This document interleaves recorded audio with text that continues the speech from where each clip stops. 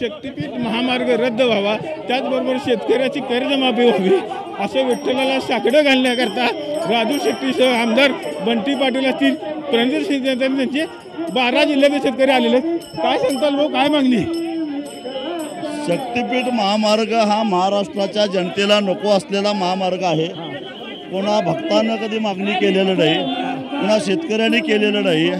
मराठवाड्याच्या विकासाचं स्वप्न दाखवून या 30-32 हजार कोटीमध्ये तयार होणारा रस्ता 86,000 कोटीमध्ये तयार करून 50,000 कोटीचा भ्रष्टाचार करण्यासाठी हा महामार्ग करण्याचा घाट घातलेला आहे. पोलिसांच्या मदतीनं जमीन मोजण्याचा प्रयत्न होतोय. या मुख्यमंत्र्यांना सुबुद्धी दे आणि हा निर्णय रद्द करायला भाग पाड. त्याचबरोबर निवडणुकीमध्ये 7-12 कोरा करण्याचं आश्वासन दिलेलं आहे, ते पाळण्याची सुबुद्धी या सरकारला द्या.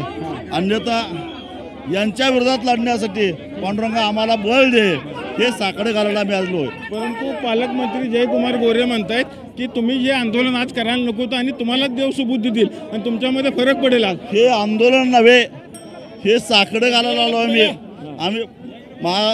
पांडुरंग हा महाराष्ट्राचं दैवत आहे आणि म्हणून पांडुरंगाला साकडे घालायला आलोय.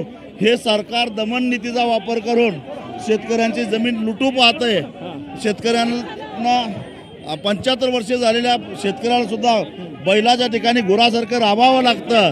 म्हणून 7-12 कोरा करण्याची बुद्धी या सरकारला दे, मुख्यमंत्र्यांना दे. म्हणून पांडुरंगाला साकडं घालायला आलोय मी, हे आंदोलन नव्हे.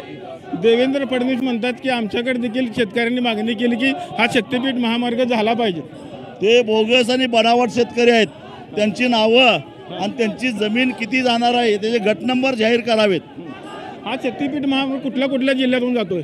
हा शक्तीपीठ महामार्ग 12 जिल्ह्यातून जातो. पवनारपासून पत्रादेवीपर्यंत 12 जिल्हे आहेत. त्याच्यामध्ये सिंधुदुर्ग आहे, कोल्हापूर आहे, सांगली आहे, सोलापूर आहे, धाराशिव आहे, बीड आहे, परभणी आहे, हिंगोली आहे, नांदेड आहे, यवतमाळ आहे, वर्धा आहे. आपल्याबरोबर आता बंटी पाटील देखील आहेत. आमदार साहेब, काय सांगताल? आज भाविकांची अशी मागणी होती की आज हा यात्रेचा काळ, या गर्दीमध्ये आपण यायला नको होतं, यात्रा झाल्यावर आपण हे साकडे घालायला यायला पाहिजे. मुख्यमंत्री आषाढीला येणार आहेत, त्याच्या आधीच सुबुद्धी त्यांना मिळावी म्हणून आम्ही आज आलेलो आहोत. आणि आम्ही मंदिरात दर्शनाला सुद्धा जाणार नाही, आम्ही बाहेरच या ठिकाणी साकडं घालून बाहेरच्या बाहेर जाणार आहोत. त्यामुळे कुठलाही भाविकांना त्रास व्हायचा विषय नाही. हजारो शेतकरी अडचणीत आहेत.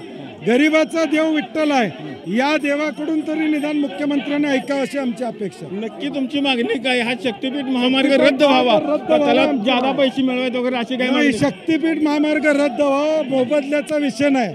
पण अनेक शेतकऱ्यांनी खरं तर मोबदला मिळावा अशी मागणी केली. नाही, अशी यादी दाखवा आम्हाला, कुणी मोबदला वाढवून द्या अशी मागणी केलेली नाही. आज पालकमंत्र्यांनी देखील सांगितलं की बाबा तुम्हाला देवानं सुबुद्धी द्यावी की खरं तर विकास कामं सुरू असताना अशा प्रकारचं साकडं घालायला आपण पंढरपुरात जरी घातलं. पालकमंत्र्यांना म्हणावं, हाय त्या लोकांची बिलं भागवा म्हणावं. आज हजारो लोकांची बिलं पिटलेली नाहीत.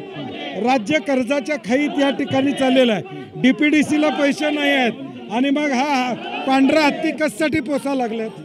तुम्ही या तुमच्या मागणीवर ठाम आहात? यस, आम्ही आमच्या मागणीवर ठाम आहात.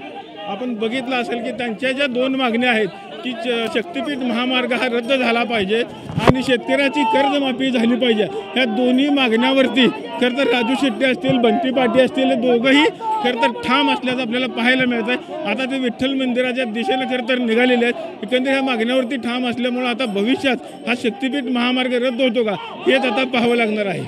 पंढरपुरातून कॅमेरामन विनोद सर, रवी लवेकर, TV9 मराठी.